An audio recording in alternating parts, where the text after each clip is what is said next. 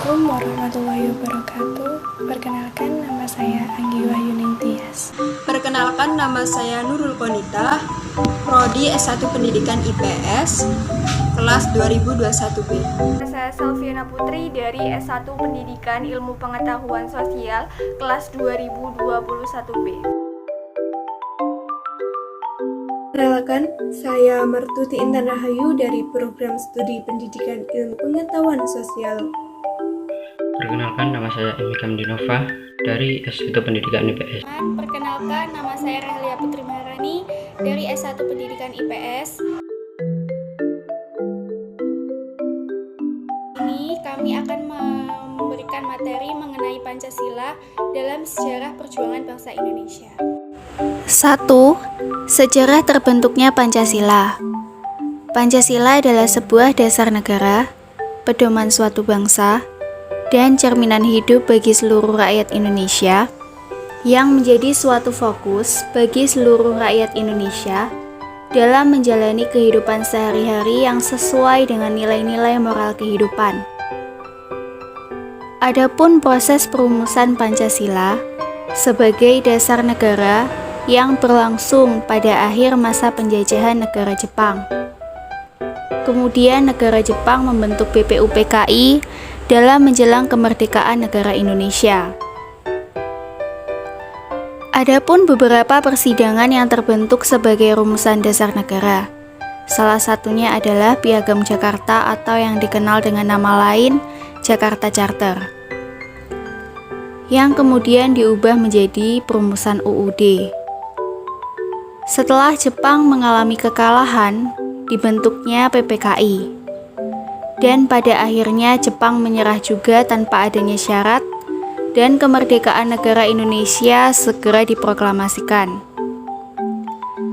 Kemerdekaan negara Indonesia disahkan setelah adanya pengesahan UUD NKRI yang memuat Pancasila dalam pembukaannya yang ditetapkan sebagai dasar dan landasan bagi rakyat Indonesia. Dari Pancasila, kita dapat mengambil bagian isi kesatuan dari beraneka ragam nilai kehidupan dalam masyarakat. Adapun nilai-nilai yang dapat kita ambil dari kelima sila yang sudah tercantum dalam Pancasila. Yang pertama, ketuhanan yang Maha Esa. Kedua, kemanusiaan yang adil dan beradab. Ketiga, persatuan Indonesia. Keempat, kerakyatan yang dipimpin oleh hikmat kebijaksanaan dalam permusyawaratan perwakilan. Dan yang kelima, keadilan sosial bagi seluruh rakyat Indonesia. Pluralisme dan multikulturalisme. Pluralisme berasal dari kata plural yang berarti lebih dari satu atau jamak. Pluralisme berarti juga pandangan filosofis yang dilakukan oleh seseorang atau kelompok dengan tidak mendiskriminasi sesuatu pada prinsip dan menerima keberagaman yang menyangkut pada berbagai bidang seperti unsur kebudayaan, agama, ras, maupun politik. Ada beberapa macam pluralisme, yaitu 1. Pluralisme agama, yaitu keberagaman agama dalam masyarakat dengan diimbangi sikap toleransi. Sebab, bila keberagaman agama tidak disertai dengan sikap toleransi, akan mengakibatkan perpecahan maupun konflik dalam masyarakat. Yang kedua, yaitu pluralisme sosial. Dalam lingkungan sosial, interaksi dalam masyarakat dapat ditunjukkan dengan rasa saling menghormati satu dengan yang lain. Hidup berdampingan tanpa adanya konflik merupakan cita-cita yang hendak tercapai dalam pluralisme. Yang ketiga, yaitu pluralisme budaya. Keberagaman budaya yang ada di Indonesia seringkali menjadi penyebab utama terjadinya konflik. Pemicu dari adanya konflik budaya dalam masyarakat adalah timbulnya persaingan, adanya sikap primordialisme, dan etnosentrisme, di mana masyarakat menganggap bahwa etnis yang mereka miliki adalah etnis yang paling baik. Multikulturalisme. Multikulturalisme adalah suatu bentuk pandangan yang mengedepankan asas kebersamaan. Pandangan ini umumnya dipengaruhi atau dilatar belakangi dari realitas sejarah atau kondisi dengan berbagai perbedaan yang ada dalam realitas sebenarnya. Menurut Parek, multikulturalisme dibedakan menjadi 5 macam. 1. Multikulturalisme isolasionis yang mengacu pada masyarakat di mana berbagai kelompok kultural menjalankan hidup secara otonom yang melibatkan dalam interaksi yang hanya minimal satu sama lain. Yang kedua, multikulturalisme akomodatif, yaitu masyarakat yang memiliki kultur dominan yang membuat penyesuaian dan akomodasi tertentu bagi kebutuhan kultur kaum minoritas. Yang ketiga, multikultural otonomi, yaitu masyarakat plural di mana kelompok-kelompok kultural utama yang berusaha mewujudkan kesejahteraan dengan budaya dominan dan menginginkan kehidupan otonom dalam kerangka politik yang secara kolektif bisa diterima. Yang keempat, multikulturalisme kritikal atau interaktif, yakni masyarakat pola plural di mana kelompok-kelompok kultural tidak terlalu fokus dengan kehidupan kultural otonom, tetapi lebih membentuk penciptaan kolektif yang mencerminkan dan menegaskan efektif disinfektif mereka. Yang kelima, multikulturalisme kosmopolitan, yaitu berusaha menghapus batas-batas kultural sama sekali untuk menciptakan sebuah masyarakat di mana setiap individu tidak lagi terikat kepada budaya tertentu.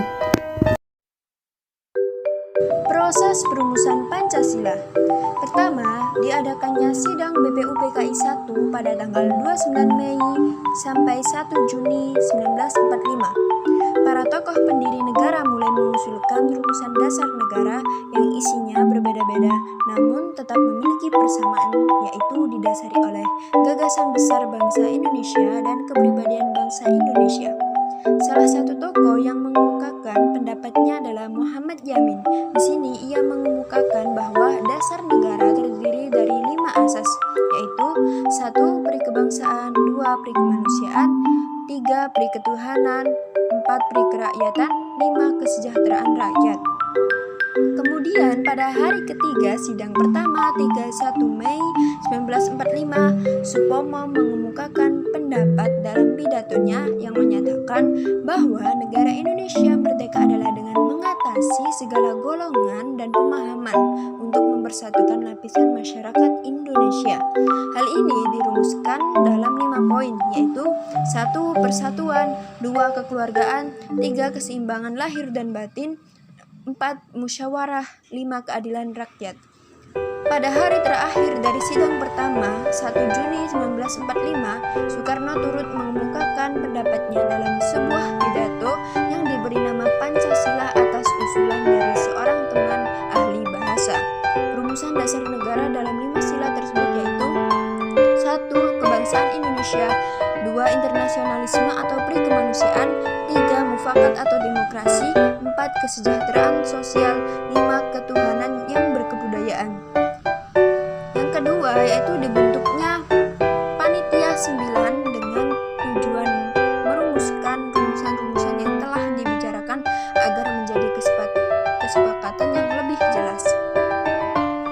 Untuk mewujudkan hal tersebut, diadakan sidang kedua pada 10 Juni sampai dengan 16 Juni 1945. Setelah melewati berbagai pertimbangan dan diskusi, pada 22 Juni 1945 berhasil merumuskan dasar negara untuk Indonesia merdeka yang diberi nama Piagam Jakarta oleh Muhammad Yamin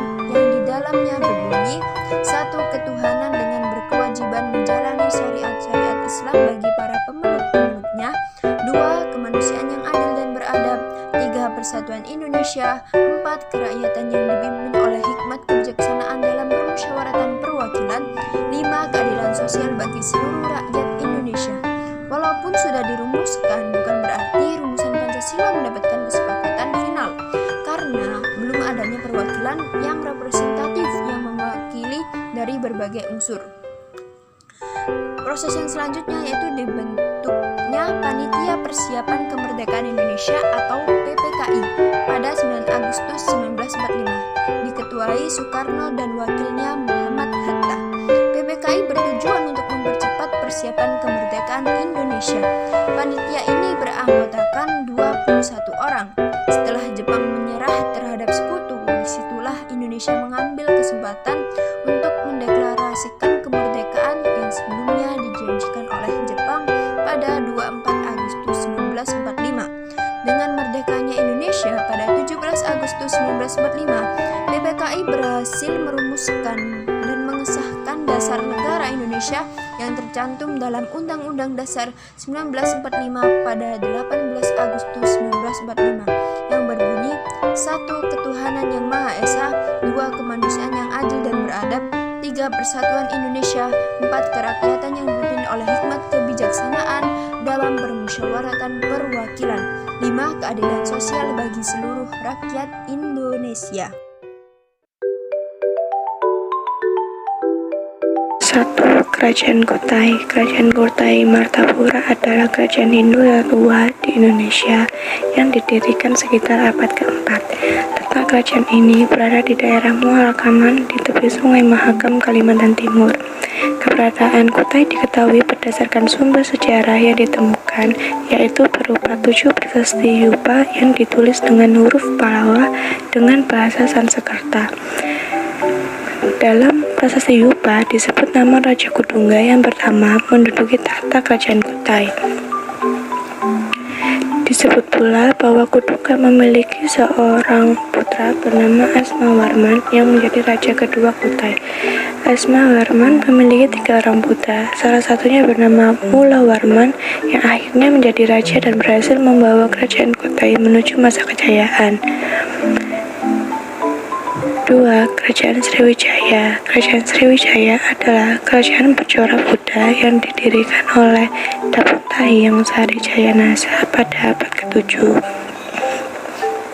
Kerajaan Sriwijaya terletak di tepian Sungai Musi di daerah Palembang, Sumatera Selatan. Dari prasasti-prasasti kerajaan Sriwijaya, yaitu prasasti Kota Kapur, diketahui bahwa kerajaan ini berdiri pada abad ke-7 dan pendirinya disebut Dapunta yang Sri Jayarasa. Kerajaan Sriwijaya mencapai puncak kejayaan ketika diperintah oleh Raja Bala Putra Dewa yang berkuasa pada abad ke-9. 3. Kerajaan Majapahit. Awal mula kerajaan Majapahit berdiri adalah setelah runtuhnya kerajaan Singasari akibat pemberontakan Jayakatwang pada 1292 Masehi. Keponakan Kartanegara, Raja Singasari yang kalah oleh Jayakatwang yang terdesak yakni Raden Wijaya kemudian melarikan diri. Dalam pelariannya, ia mendapat bantuan dari seseorang bernama Arya Wiraja. Raden Wijaya kemudian membuat desa kecil di hutan Trowulan dan menamai desa tersebut dengan Majapahit.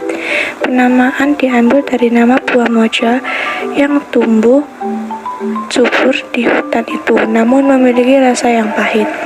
Penobatannya sebagai raja pada tanggal 15 bulan Kartika tahun 1215 atau 10 November 1293 merupakan cikal bakal lahirnya kerajaan Majapahit. Sebagai raja, Raden Wijaya memiliki gelar Kertarajasa Jayawardana. Nama Rajasa disematkan Raden Wijaya untuk menghormati pamannya, sang pendiri kerajaan Singasari, sekaligus menghormati para leluhurnya di Singasari. Kebangkitan Nasional. Awal mula berdirinya Budi Utomo. Organisasi Budi Utomo merupakan sebuah pergerakan pemuda yang bertujuan untuk mencapai kemerdekaan Indonesia. Terbentuknya Budi Utomo menumbuhkan lahirnya gerakan-gerakan pemuda untuk berjuang melalui pengajaran dan pergerakan organisasi. Organisasi Budi Utomo didirikan pada 20 Mei 1908 di Gedung Stovia, Jakarta oleh para pemuda pelajar Sekolah Dokter Jawa atau Stovia yang diketuai oleh Sutomo. Organisasi ini menjadi organisasi nasional pertama yang lahir di Indonesia. Kehadirannya sebagai organisasi pertama membuat organisasi Budi Utomo menjadi pelopor bagi gerakan kebangsaan di Indonesia. Kehadiran Budi Utomo itu kemudian disusul dengan berdirinya organisasi-organisasi lain seperti Sarekat Islam, Indis Partij Muhammadiyah, dan beberapa organisasi pemuda dan pergerakan lainnya. Selanjutnya, berdirinya Sarekat Dagang Islam. Sarekat Dagang Islam yang didirikan oleh Kiai Haji Samanhudi pada 16 Oktober 1965. Samanhudi mendirikan Sarekat Dagang Islam dengan tujuan untuk menggalang kerjasama antara pedagang Islam demi memajukan kesejahteraan pedagang Islam pribumi. Selain itu, Samanhudi juga ingin meruntuhkan dominasi pedagang-pedagang etnis Cina di sektor perekonomian Indonesia. Pada tahun 1912, Haji Omar Said Cokro Aminoto mengubah nama organisasi Sarekat Dagang Islam menjadi Sarekat Islam.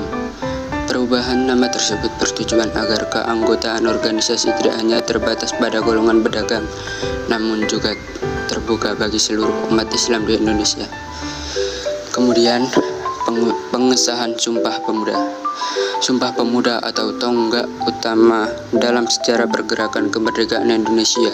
Sumpah Pemuda merupakan keputusan Kongres Pemuda yang diselenggarakan 2 hari, yaitu tanggal 27 sampai 28 Oktober 1928 di Batavia atau Jakarta. Pemuda dari berbagai daerah ingin mengadakan kongres yang menyatukan pemuda di Nusantara. Kongres Pemuda pertama berlangsung selama 3 hari, yakni 30 April 1926 hingga 2 Mei 1926. Kongres ini tidak menghasilkan keputusan, karena itulah diadakan kongres kedua. Oleh karena itu, pada tanggal 27 sampai 28 Oktober diadakan sidang Kongres Pemuda kedua yang diadakan di Jakarta.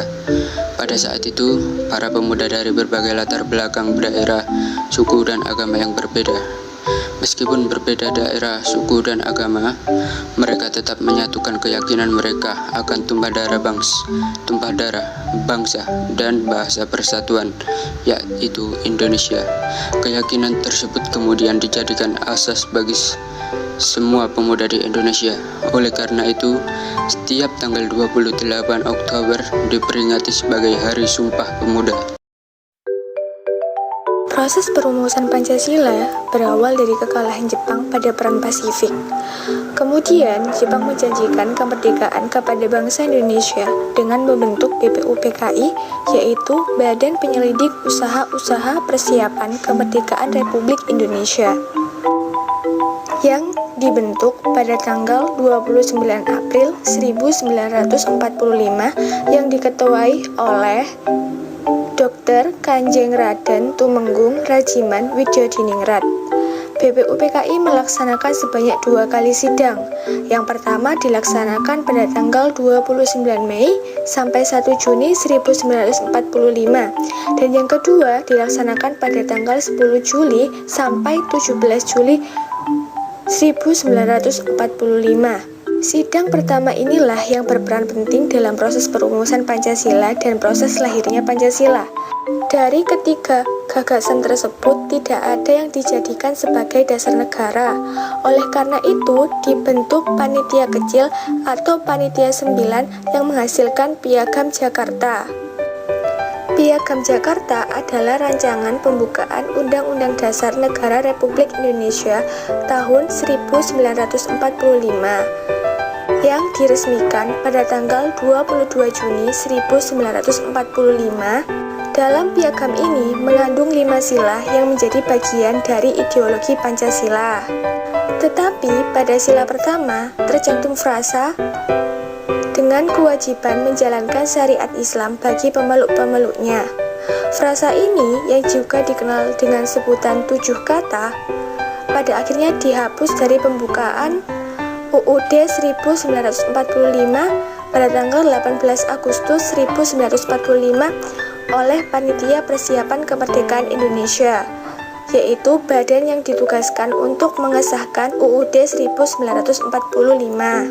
Kemudian frasa ini diganti dengan Ketuhanan Yang Maha Esa yang sekarang menjadi sila pertama Pancasila. Selanjutnya, proses perumusan naskah proklamasi terjadi karena adanya peristiwa Rengas Dengklok pada tanggal 16 Agustus 1945 pukul 3 waktu Indonesia bagian Barat. Pada saat itu, para pemuda membawa Insinyur Soekarno dan Dr. Andes Muhammad Hatta ke daerah Rengas Dengklok, sebelah utara kota Karawang, Jawa Barat. Hal tersebut bertujuan untuk mencegah Jepang mempengaruhi Soekarno-Hatta dan sekaligus mendesak kedua tokoh penting tersebut agar segera memproklamasikan kemerdekaan Indonesia. Peristiwa Rengas Dengklok berakhir setelah Soekarno-Hatta menyetujui untuk segera memproklamasikan kemerdekaan Indonesia selambat-lambatnya pada tanggal 17 Agustus 1945. Rumusan teks proklamasi dilakukan pada tanggal 16 Agustus 1945 di Rumah Laksamana Maeda. Teks proklamasi kemudian ditandatangani oleh dua orang saja, yaitu Insinyur Soekarno dan Dr. Andes Muhammad Hatta atas nama bangsa Indonesia. Ide tersebut diusulkan oleh seorang tokoh pemuda bernama Soekarni.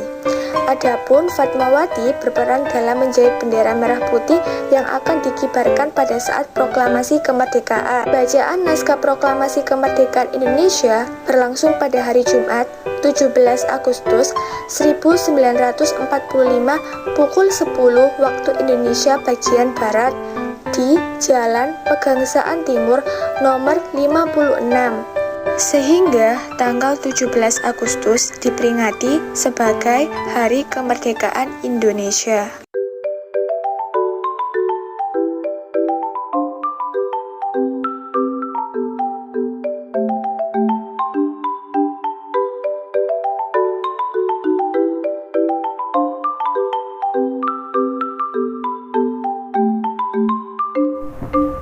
Sekian video penyampaian materi dari kami. Apabila ada kekurangan atau salah kata dalam penyampaian materi di video, kami mohon maaf yang sebesar-besarnya. Wassalamualaikum warahmatullahi wabarakatuh.